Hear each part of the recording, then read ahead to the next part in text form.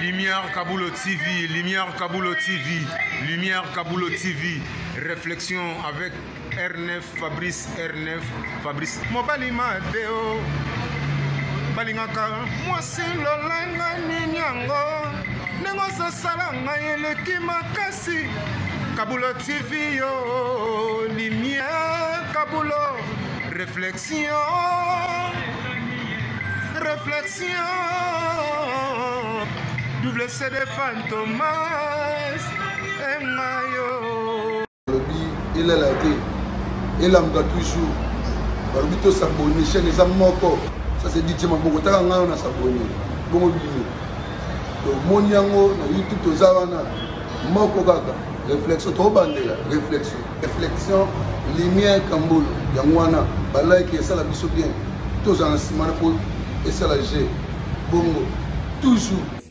Réflexion, Lumière Kambolo TV.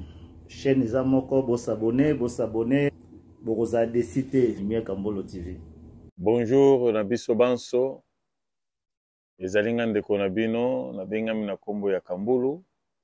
Na salaka na émission na chaîne télé Oye Bengami Réflexion. Chaque samedi na 19h30, beaucoup tabiso kuna na matete olobini ni pona mibali oza ke soka kabani na mwasi asundoli bane pa ya mama oza bango susu en charge te mobali musu eza kakanda musu boya kiena makasi mwaya zo charge ya bane ezate akoye soke kende obale pa mobali wana ya mbongo wana akolisa bango oya kolela wana ezade akanda po longwe na makasi mobali oyo azo en charge ya bana soki ye mutu aboya kiyo aboyi yo komona kolanda banana aozo en charge eza pe mibale lisusu eza mbali mosusu oyo ata ye mutu aboyaki yo mais omoni aokipe na ye bana te deke makambo ya mibale eza pasi.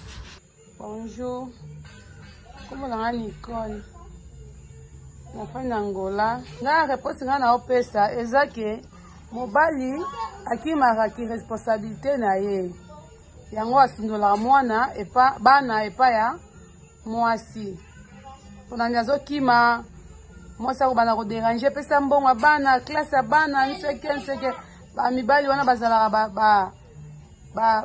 ba yuma bazokima charge na bango voilà so kabani na mwasi pona kanda akima ki responsabilité yango wana vraiment réponse na na peska yango wana tango bakobokola ye mwana mpo na nsima komi koyanga nde papa mwana mbongo alibala alingi alia me asali eloko te bapapa avoyu bango bato bakimaka ki responsabilité mpo singa nazalai nango yango wana.